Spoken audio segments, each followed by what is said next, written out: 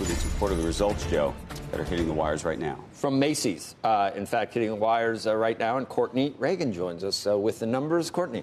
So actually, this one was a beat here for Macy's with adjusted earnings of $2.12. That did exceed analyst consensus of $1.96 on revenue, better than expected too. $8.337 billion, better than the $8.318 billion that the street was looking for there. Comparable sales, this is the owned plus licensed business, those came in down 0.5%, but that was better than what was expected, which was 0.9% of a drop. Now, Macy's also reiterating its annual sales and earnings guidance for fiscal 2020. You'll probably remember that earlier this month, Macy's held an investor day where it announced its Polaris strategy to stabilize profitability and position the company for growth. And part of that plan did include a 125 store closure program over 3 years, the launch of a new format called Market by Macy's, and a plan to open 7 freestanding stores for its off-price concept Backstage, currently in a number of stores.